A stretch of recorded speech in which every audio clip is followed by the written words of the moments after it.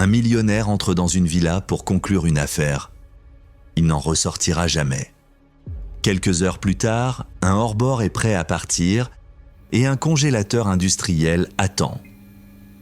Voici comment une réunion à enjeu élevé s'est transformée en une exécution macabre. Missing German businessman Hans-Peter Mack, 62, who had been missing since July the 4th here in Pattaya. Un paradis pour millionnaires, devenu le théâtre d'un crime choquant.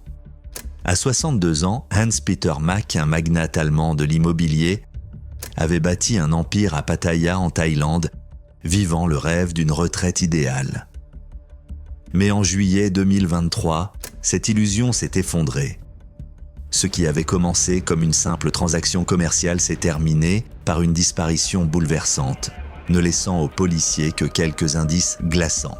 La Mercedes-Benz, abandonnée de Hans-Peter Mack, des transactions bancaires suspectes, et un reçu d'achat pour un congélateur industriel contenant un horrible secret. Au fil de l'enquête, les enquêteurs ont mis au jour un monde criminel caché sous la surface de la capitale festive de la Thaïlande.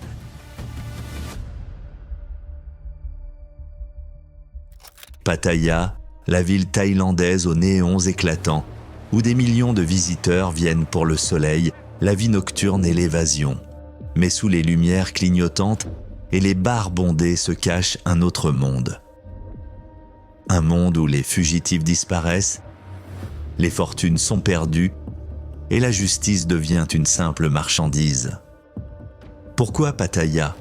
Et pourquoi tant de criminels choisissent-ils cette destination comme leur dernière cachette ? La ville n'a pas toujours été le point chaud international qu'elle est aujourd'hui. Pendant la guerre du Vietnam, ce n'était qu'un lieu de repos et de détente pour les troupes américaines. Aujourd'hui, la vie nocturne sauvage de Pattaya et sa vaste communauté d'expatriés offrent une couverture parfaite pour ceux qui cherchent à disparaître. Les forces de l'ordre sont débordées, la corruption est profondément ancrée et les lois thaïlandaises sur l'immigration créent des angles morts juridiques. C'est une configuration idéale qui a attiré des réseaux criminels d'Europe, de Russie et d'ailleurs, transformant Pattaya en leur plaque tournante opérationnelle.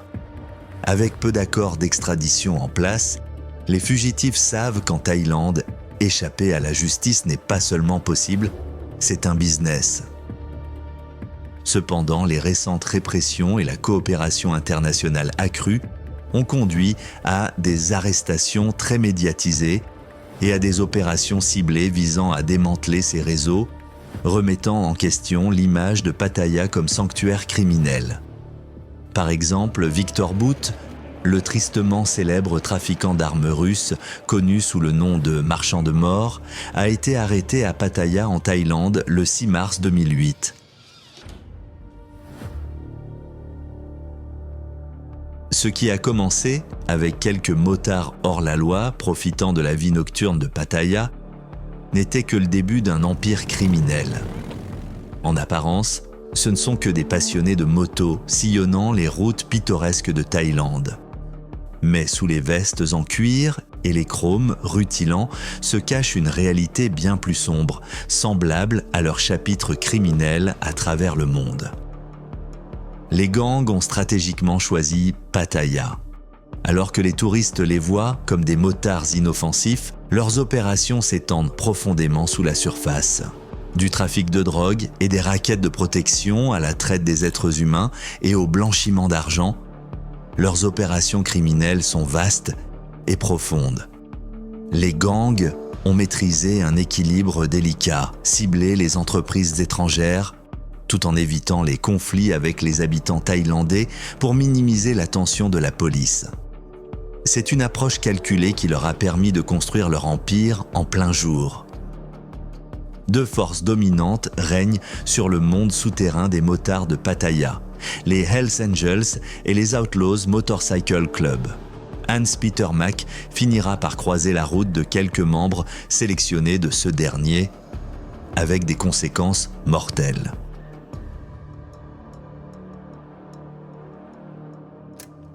Hans avait façonné la retraite parfaite. Un empire immobilier prospère à Pattaya et une vie paisible avec sa femme, Piraya Boonmark. Le 4 juillet 2023, Hans croyait conclure une dernière affaire, celle qui assurerait l'avenir de sa famille. Au lieu de cela, elle a scellé son destin. Ce matin-là, Mac a conduit sa Mercedes-Benz 350 pour rencontrer deux nouveaux associés potentiels. Olaf Thorsten Brinkmann, un membre éminent des Outlaws Motorcycle Club, et Petra Christel Grungreif, pour conclure l'affaire immobilière de sa vie. Une villa sur l'île de Koh Samui et un stade de boxe à Chonburi valant des centaines de millions de bahts. Des images de surveillance ont confirmé que Mac avait rencontré Petra dans un café avant d'être conduit dans une villa à Swetchayapruek, un district de Banglamung, où Olaf et un autre complice les attendaient. Quelques minutes après le début de cette deuxième rencontre, Piraya a reçu deux messages inattendus de son mari. Des mots qui semblaient étranges, troublants. Quelque chose n'allait pas. Et son intuition s'est immédiatement mise en alerte. Après avoir attendu 24 heures sans signe de son mari, Piraya a signalé sa disparition le 5 juillet.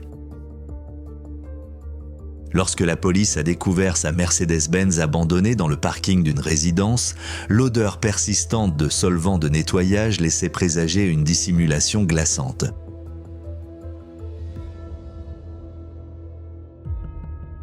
La famille a lancé un avis de disparition avec une récompense sans précédent.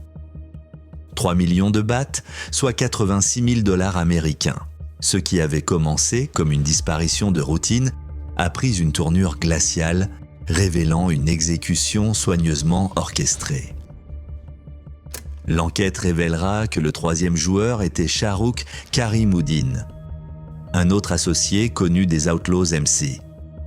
Il témoignera plus tard que Brinkmann et Grungreif lui avaient demandé de préparer la villa pour un invité VIP. Ses instructions étaient simples. Ouvrir la villa, puis attendre dehors.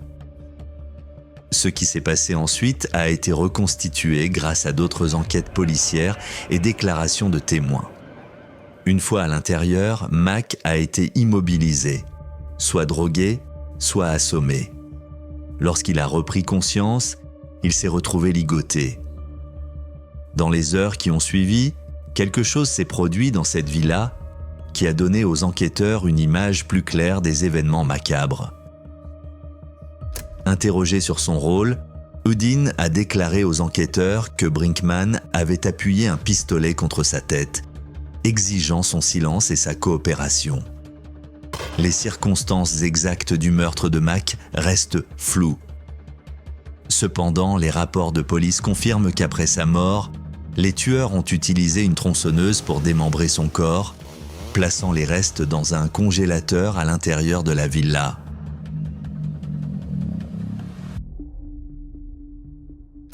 En creusant davantage, la police a découvert le mobile du meurtre. Une série de transferts bancaires suspects pointaient vers une vérité indéniable, tout tournait autour de l'argent. Les relevés bancaires ont prouvé qu'environ 3,35 millions de bahts, équivalent à 97 000 $ américains, avaient été transférés depuis le compte bancaire de Hans-Peter Mac. Le chef adjoint de la police nationale, Surachat et Hakparn, a exposé leur tentative de dissimuler les preuves, répartissant les fonds sur 10 comptes différents pour brouiller la piste financière. Le timing de ces transferts, combiné à leur schéma irrégulier, a conduit les enquêteurs à conclure que Mac avait été forcé d'effectuer ces transactions avant sa mort malheureuse. Les transactions bancaires dessinaient une piste financière claire, chaque transfert et chaque compte dévoilant une toile cachée de tromperie, menant les enquêteurs directement au réseau derrière le meurtre de Mac.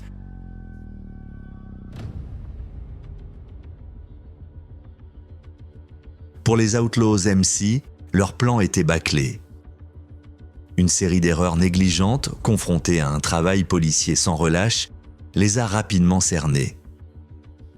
Dès l'instant où ils ont abandonné la Mercedes-Benz 350 de Mac à Nong Pru, le 5 juillet, les tueurs ont laissé derrière eux une traînée d'indices. La voiture mal nettoyée n'était que la première de nombreuses maladresses. Les images de vidéosurveillance montraient la Mercedes-Benz de Mac suivant un SUV noir, donnant aux enquêteurs leur première piste solide. La véritable percée est survenue le 10 juillet. En examinant les images de surveillance, la police a repéré le pick-up noir transportant un congélateur suspect. Les chauffeurs, ignorant qu'ils transportaient un cadavre démembré, ont confirmé que Petra Christel Grungreif les avait engagés pour la livraison. En suivant leur piste, la police a fait une découverte horrifiante.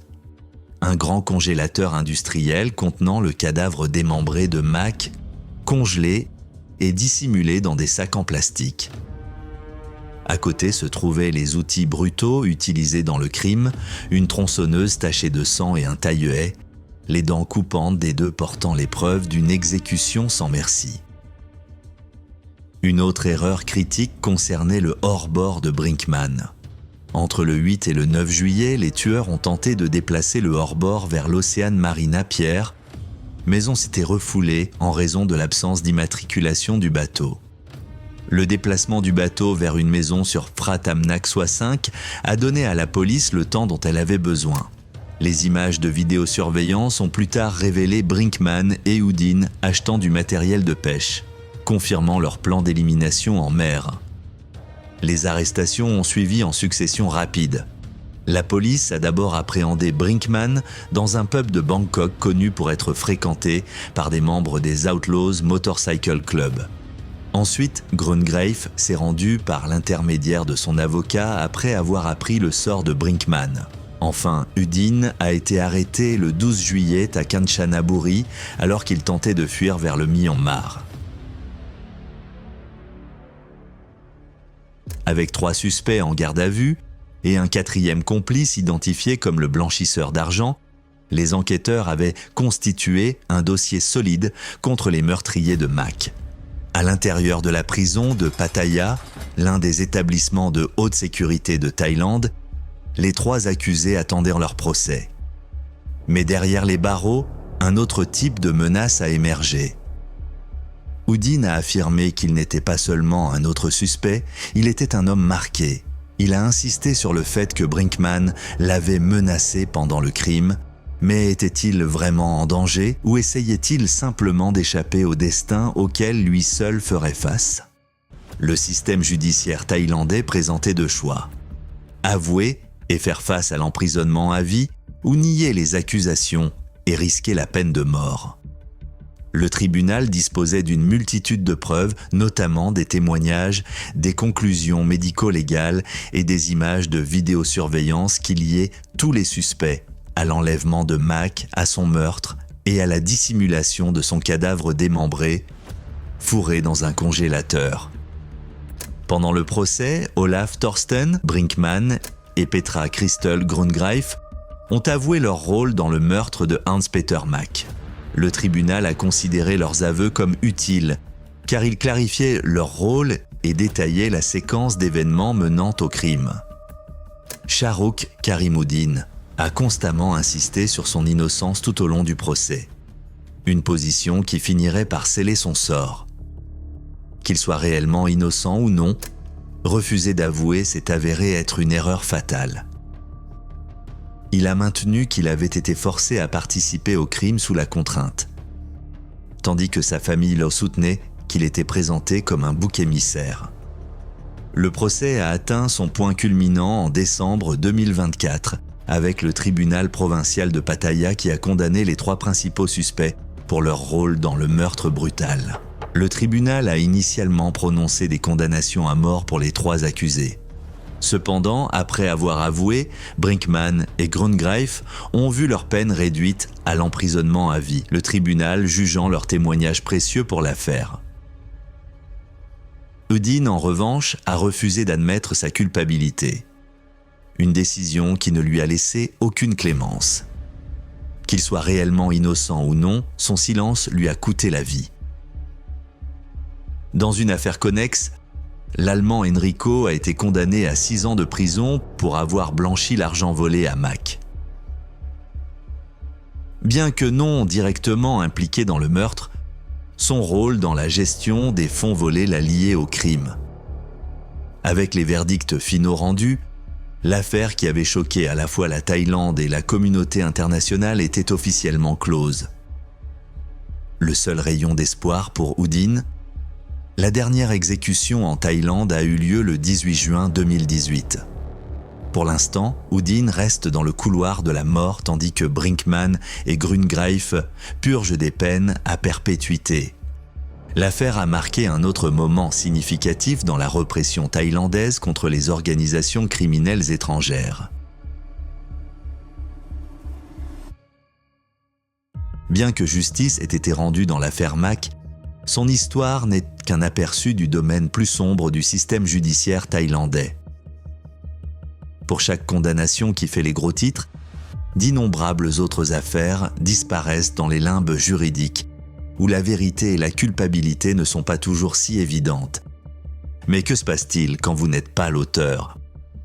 Vous êtes l'accusé ? Kevin, un autre expatrié en Thaïlande, comprend ce cauchemar de première main. Contrairement à Mac, Kevin a survécu. Mais son combat n'était pas pour la justice, c'était pour sa propre liberté. Faussement accusé de meurtre, Kevin s'est retrouvé piégé dans un système juridique où l'innocence est perdue sans garantie de survie. Les mémoires de Kevin, Kingdom of Trials, lèvent le voile sur ce que signifie faire face au système judiciaire thaïlandais lorsque les chances sont contre vous. Si l'affaire de Mac a révélé le dessous violent qui se cache sous le paradis thaïlandais, l'histoire de Kevin expose ce qui se passe lorsque ce même paradis se retourne contre vous. Découvrez son histoire, lien dans la description ci-dessous.